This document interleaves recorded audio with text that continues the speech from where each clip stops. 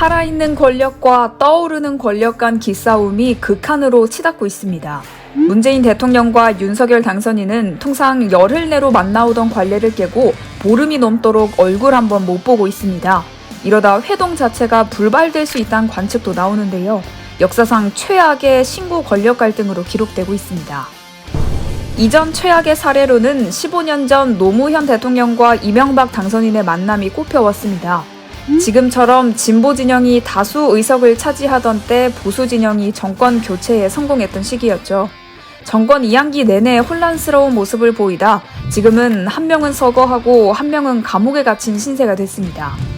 그런데 문 대통령과 윤 당선인 사이 갈등이 그때보다 더 심각하다는 얘기도 나오는데 왜 그럴까요?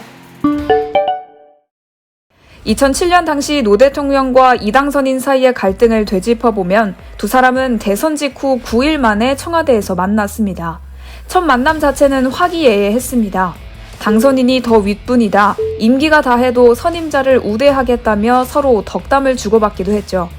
2022년 현재 문 대통령과 윤 당선인이 지금까지 한 번도 못 만나고 얼굴만 붉히는 것과는 정반대 분위기입니다. 물론 노 대통령과 이 당선인 사이 갈등은 그로부터 한 달 뒤 본격화했습니다. 이 당선인 인수위에서 정부 조직을 슬림화하겠다고 발표한 게 화근이었고 노 대통령이 여기에 떠나는 대통령에게 서명을 강요하지 말라고 거부권을 행사하면서 갈등이 커졌습니다. 정부 조직안 통과에 키를 쥔 국회에서도 당시 민주당이 다수 의석을 차지하고 있어 난감한 상황이었죠. 그러다 2월 18일 노 대통령과 이 당선인이 58일 만에 극비리의 두 번째 회동을 가지면서 분위기가 반전됐습니다. 결국 이 당선인 취임 닷새 전에 극적으로 이견이 좁혀졌습니다. 다만 이명박 정부는 반쪽짜리 내각으로 출범해야 했고 양측의 갈등은 전 정권 수사로 이어지면서 현재까지도 각 진영이 으르렁대고 싸우는 계기가 됐습니다. 한 가지 주목할 점은 이 당선인이 당시 무려 22%포인트 차로 압승을 한 뒤였다는 점입니다. 그에 비해 윤 당선인은 역대 최저 격차인 0.7%포인트 차로 당선됐죠. 민주당 의석수도 18대 당시에는 136석이었는데 지금은 172석으로 훨씬 많습니다.